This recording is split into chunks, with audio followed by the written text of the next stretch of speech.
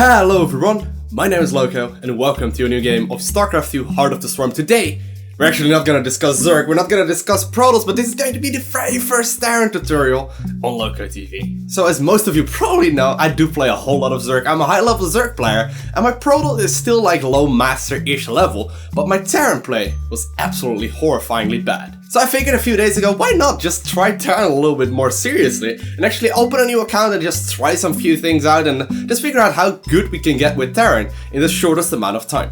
Now obviously the matchup that I'm terrible at are the ones that I've never played. I have played PvT from the Protoss point of view and I've played ZvT from the Zerg point of view many times. But TVP, Terran versus Protoss, what do you do as a Terran player? I know you can kind of go Marine, Marauder, Medevac, but how do you actually do that? So I decided to just look around on the interwebs and actually figure out what a solid timing push off of 2 bases is. So I really wanted to have a look at a timing attack off of 2 bases. The reason is that it actually allows me to work on my Terran macro. Right now my Terran macro is decent-ish, but I really don't know in what order I should be getting my stuff in. I really don't know how all the upgrades line up together. So I figured, why not do a 2-base timing push with Marines and Marauders. So today we're gonna have a look at a super standard basic timing attack. It's going to be a Combat Shield, Stimpack, Concussive Shell timing push off of 2 bases.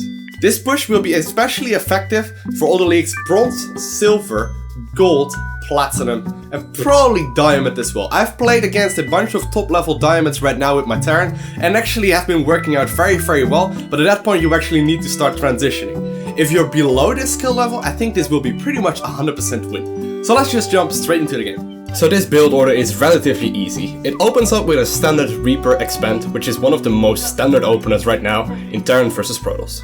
What you need to do so is actually make SCVs until 10 and just make them non-stop, and at 10 supply you throw down a supply depot. After that, at 12 supply you need to make 2 buildings, which means you need to cut SCVs for a little bit. First at 12 we throw down the barracks, then we save up minerals for a little while and actually make the refinery, which means we won't be making SCVs for about 5 or 10 seconds or so. There we go, refinery going down and then straight back into SCV production. Once the refinery finishes, you want to be putting SCVs in there right away. Also, you want to hotkey the barracks that you just created and you want to rally it to the other side of the map, because we're gonna be making a Reaper with this one as soon as we possibly can. So there we go, I'm going to be starting the Orbital command right as the barracks finishes, and I'm gonna be starting a Reaper as well. As soon as I do that, I also pull 2 SCVs off gas, which means there's only 1 mining in gas at this very moment. Then we go straight back into SCV production as soon as we can, and also once this orbital command finishes, we throw down a mule. Once we hit around 350 minerals, we actually send an SCV to the low ground.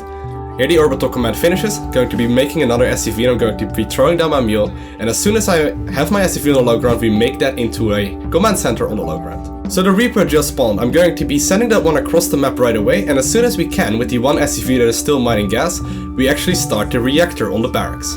Around 18 supply, you make another supply depot. As soon as you can, while non-stop producing SCVs, you start another barracks, which should be around 19-ish supply. Same goes for the second barracks. As soon as you can afford it, you build that one, and also you add SCVs back in gas as soon as you make the third barracks. Once the reactor on the barracks finishes, you want to start double marine production in that barracks, and you also want to be starting another refinery. At that point you should be at 23 supply, so you make another supply depot. Make sure you produce non-stop marines out of this barracks. Once the second barracks finishes, you actually make a tech lab on that. And once the command center in the natural finishes, you start an orbital command. Same goes for the third barracks, you actually make a tech lab on that as well. Once the first tech lab finishes, you should be having a little bit over 100 gas and you're going to be starting Stimpack. Once the second tech lab finishes, you're going to be starting Combat Shields with that one. At this point you can also start producing Marauders. So whenever you have the minerals available to make Marauders, make those in the barracks that have tech labs. With the other one, the one that is actually having a reactor on it, you make as many Marines as you possibly can. Don't forget to throw down mules. You want to try and produce 100% of the time. Now this is a little bit difficult at first, but once the income from the natural kicks in, it should be relatively easy because you have 2 mules mining at the same time. Make sure you keep producing as much as you can and also make as many depots as you can without being supply blocked. You just barely don't want to hit supply block. So here we go, going to be starting double depot production from now on, and I'm just going to make sure I keep the production up. It is very important to hit at the correct timing, which means you hit a lot of units and a lot of upgrades around the same time. So what we're gonna do is actually push out around the 8-minute mark. A little bit after the 8-minute mark is when both upgrades should be finishing up. So just keep producing more and more SCVs, more and more units and more upgrades until the 8-minute and 10-second mark. Once the combat shield upgrade finishes, which should be a little bit before Stimpack, you want to start the concussive shell upgrade in that tech lab as well. Keep producing more and more units. Now as you can see, I'm around the 8-minute and 10-second mark and I'm going to be moving out right away. Make sure to keep producing units, however, you do not want to stop doing this. I actually rallied all of my barracks on top of one marauder, which means all the units that I'm creating are going to actually instantly move to that one marauder.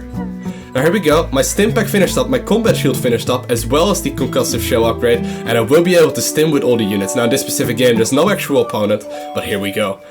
What I would advise you do is actually open up a custom game and play versus nothing, exactly what I'm doing right now, and actually use this build order and practice it a few times before going on the ladder and trying it out versus a real opponent. So yeah, that is pretty much it, a pretty easy timing attack.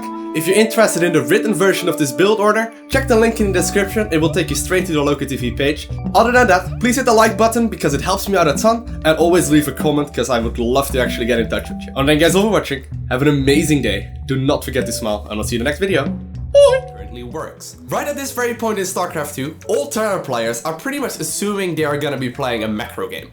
This means that they're gonna get early 3